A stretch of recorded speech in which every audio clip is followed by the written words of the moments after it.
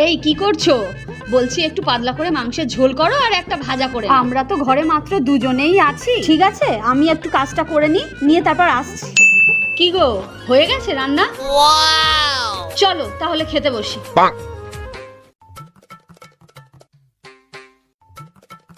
এই শুধু তরকারি দিচ্ছ কেন? ভাত কই?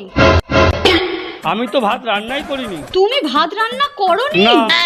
হায় ভগবান, শুধু শুধু এগুলো খাবো? তুমি তো বললে মাংস আর ভাজা করলেই হয়ে যাবে, আমি তো ভাত করিনি।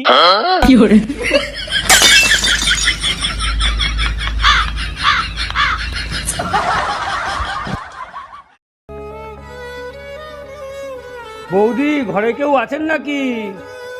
দুটো ভিক্ষে দেবেন? কই কে দেখি। এই নাও, সারাদিন ধরে ভিক্ষে করবে আর সন্ধে হলেই মদ গিলে পড়ে থাকবে।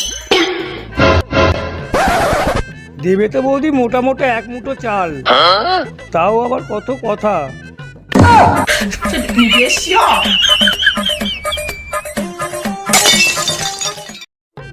কি গো, রান্না হলো? এই শোনো না, অনেকদিন আমরা বাইরে খাই না, চলো না আজকে বাইরে খেয়ে আসি। ও, বাইরে খাবে? চলো চলো বাইরে খাবো। নাও সোনা, বাইরে খাও। খাও, ঠিক আছে না, বাইরে খাও। মিউজিক খাও।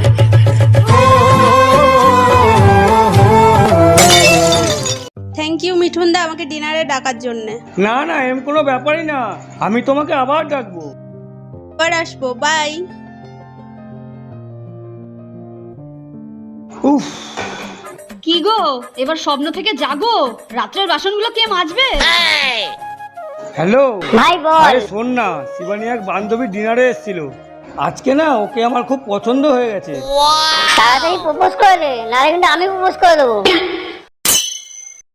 এই রাখছি। হ্যালো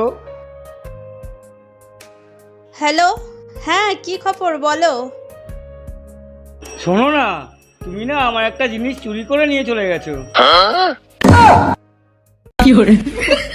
আপনার মানি ব্যাগটা আমার কাছে ভুল করে চলে এসেছে। আপনি কিন্তু আর ফোন করবেন না। আপনি যদি ফোন করেন আপনার বউকে কিন্তু জানাতে বাধ্য হব।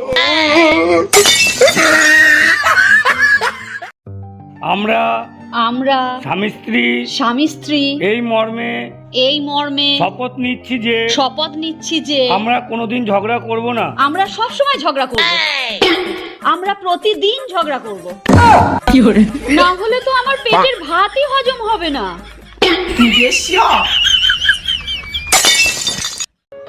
বলছি স্বাধীনতা দিবস কবে বলো তো? তুমি যেই দিন বাপের বাড়ি যাও সেই দিনগুলো আমার স্বাধীনতা দিবস।